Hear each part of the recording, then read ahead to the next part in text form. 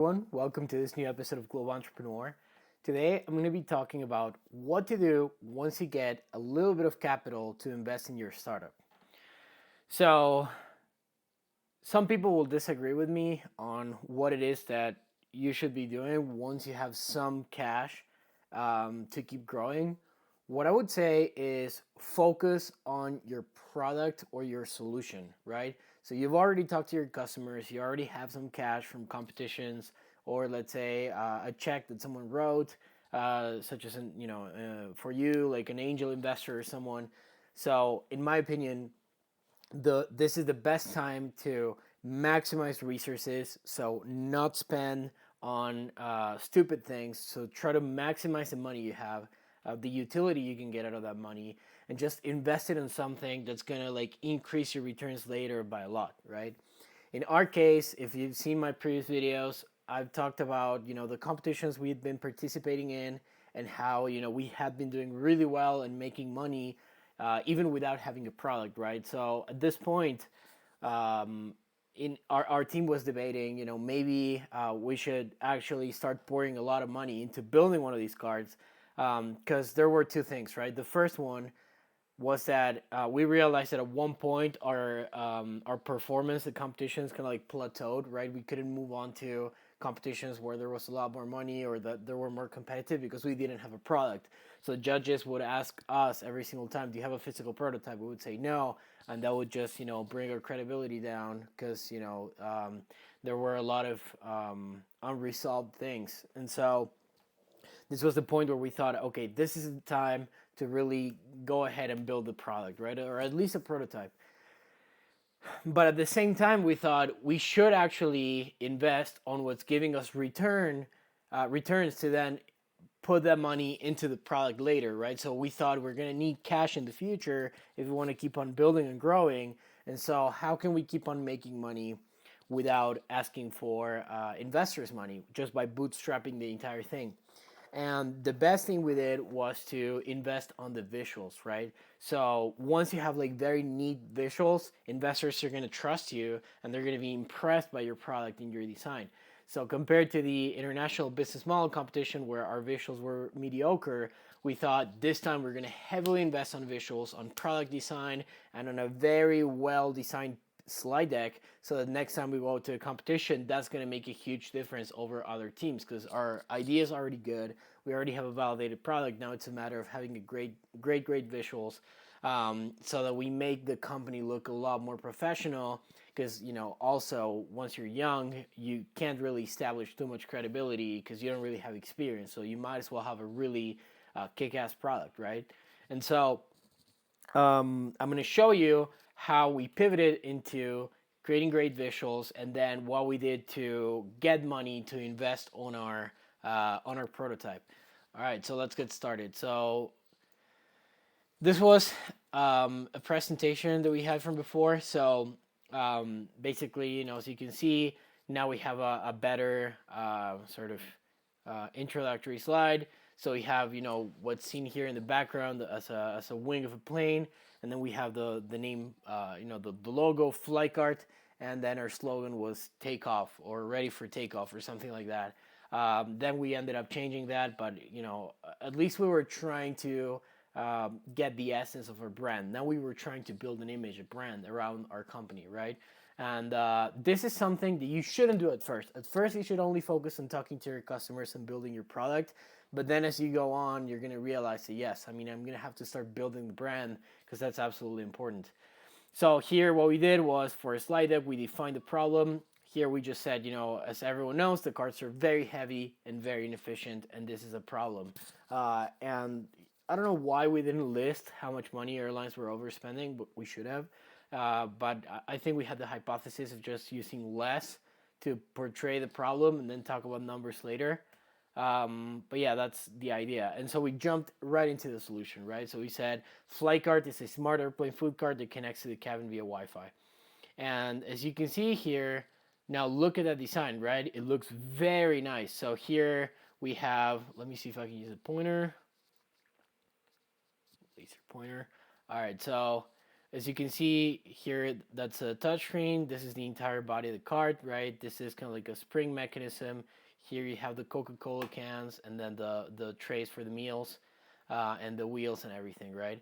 And then here we have that it reduces fuel costs and it optimizes the catering experience. So very clear, compelling, everything. As you can see, the colors like purple, white, gray, black, everything is very symbiotic, right, in a way. And so here we talked about our solution. So we would have a modular design, right? Essentially, here we just show the exploded view of the cart. As you can see here is, here we would have the meal trays that are prepared in the kitchen before delivery. And here we would have the cans. And then here we had the touchscreen, right? And this was the design of the cart. So it looks really, really good. Our solution was also have the width. So we included what our cart would look like in a cabin, right? So we calculated that there would be enough space here for someone to walk through the aisles. And this was a very important thing to do. But just take a look at the overall slide, right? Like we have the title here, so it's easy to reference, right? So you're going to read half a width design. And so you can see this, and then we have the logo there, so very subtle. Here we said, optimized catering design. So we showed, flight attendants would use the touchscreen, and passengers would connect to the electronic devices to then have the entire catering system on board be digitalized, right? I just want to mention that for us, this was kind of like the optimal solution that we had in mind, but we hadn't validated this product too much with airlines, right? So in our heads, this was like the perfect optimal solution. And then we discovered that we had to pivot again and completely change everything. But, the core essence of our product was still there, right? So as you can see here, now our software solution, just look at how great this looks, right? There's a touchscreen that clearly indicates waves, right, with different times here. Everything follows the same format. And then we wanted to get very creative and very innovative and just use an 8-bit approach. So here, big shout out to Valentin Ramirez, who designed this. I'm going to tag him later in the video. Because, this was really great artwork. I was so impressed when I saw this. So here you can see this in an animation, right? So just passengers ordering through their electronic devices, and then the entire system just recording what passengers order, right? So as you can see here, all orders are logged into the different waves.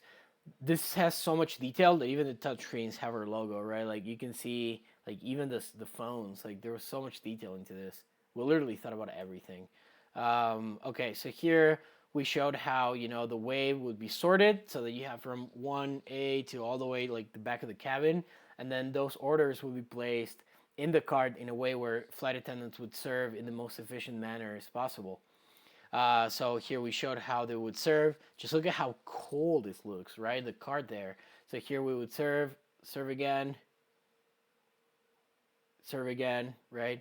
And then that's how passengers would be served. So here what we explain is that basically our advantage is that we use software and hardware to create this great product called FlykeART. So kind of like reinforcing the vision.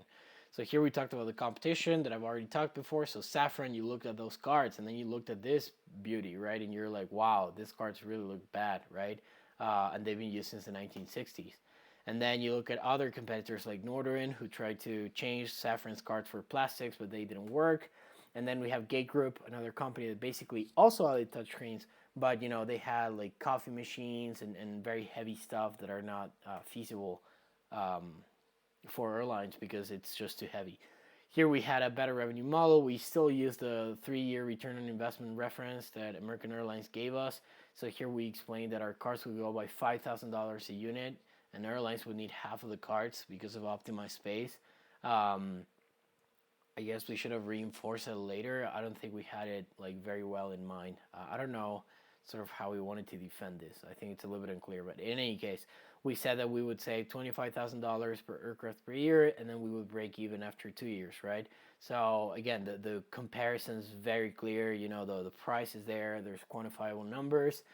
There's a quote establishing credibility. You have the two-side comparison of the carts. You can see clearly a difference in design. It just looks so much, like 10 times better.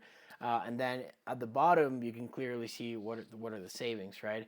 I think here we could have made something different, like perhaps just use 25,000 is a big number, and then we could say break even after 24 months, something like that. Like I wouldn't have had that title. Maybe something easier to digest. I don't know how we could have done that, but again, at the end of the day, just look at the design of the slides. They're so meticulously crafted, right? Here we explain that the total market size for airlines would be 180 billion in fuel savings with our carts. And then we said, if we can save 340 per flight, and then just do all the calculations of how many flights are operated per day and how many planes can be equipped with our system. And then we talked about our addressable market, which was 2 billion. For United, we would save 262 million annually, and then Southwest would be 4 million, right? This is just annual numbers, right? Think about like the total market size and everything else, but just look at how great this looks, right? You'll look at this and you're just like zooming into what's your the market you're going to start with. And here this like creates a smooth transition, because when we talk about the profits that we would make, we first would start with Southwest, then we would move on to like mid-sized airlines, and then we would move to United, reaching sort of 2 million in revenue by 2023. So this was our projected plan, right? This number's changed a lot, and the whole thing changed. Here we talked about validation, how we had already talked to Southwest and visited United's headquarters in Chicago. And then we talked about our traction.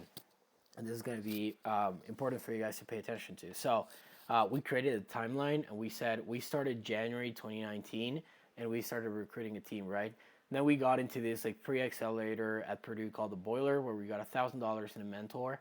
And then we got to the business model competition finals, where you got $8,500, like I showed you before on my past video, how we made that money. And that's only in cash, right? So I'm only including cash numbers. We actually made more in benefits and legal help and stuff.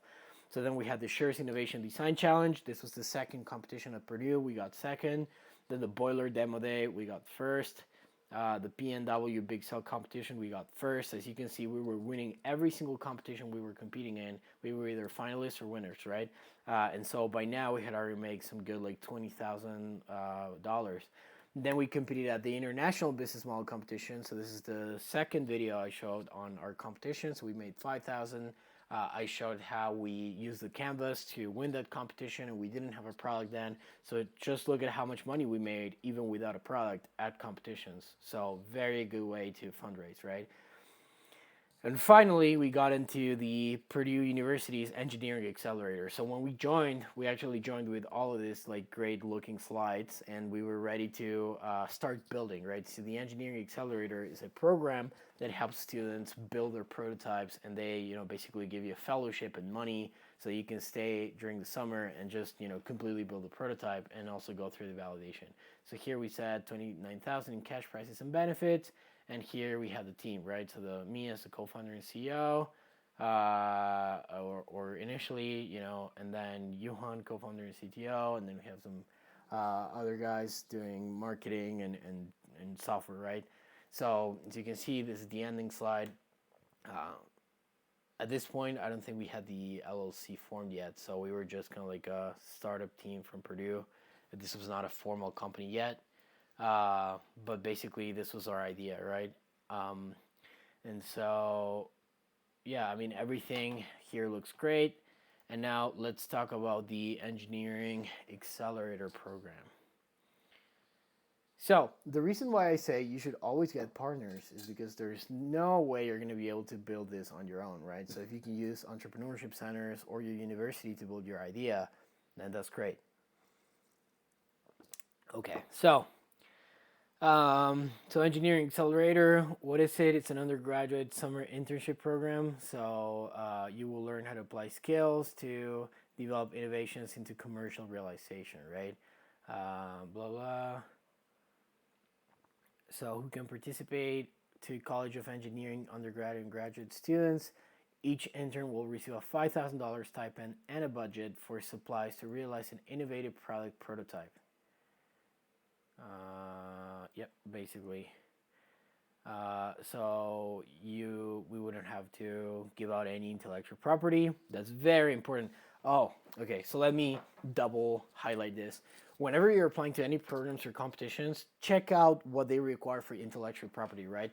So for example, there was one competition at Boeing, and they said, anything you do, the intellectual property belongs to us. and then we had to forget about that. I think there were some other competitions we were thinking about applying to, but then we said no, we don't want to give out the intellectual property. So just make sure you check that because it's very important, right? So okay, that's interesting. So Accelerator interns retain ownership of any intellectual property generated by this program.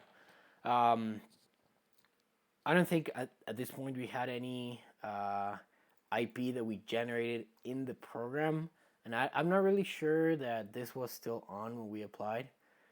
But in any case, you should be very careful about how you handle intellectual property. So just make sure of that, okay? Let me read that actually. Yeah. Okay, so as you can see, this started out in November as a call out, but basically we started May and then ended in July, right? So it's like 3 months. I just want to mention that this was $5,000 per person, right? So we had at that point like 5 people in our team, so it's $25,000 we got paid, plus all of the working space. So we were already capitalizing $50,000 into the company without even having a product, and that just blew my mind, right? Like how many opportunities are out there for students. If I weren't a student back then it would have been pretty much impossible for us to build this. Yeah, so I'm just gonna leave it at this for now. On a later episode, I'm gonna explain how we pivoted into changing our product and how basically our idea changed and we had to refine everything and how we got up to the final solution. So thanks everyone for watching. I'll see you later.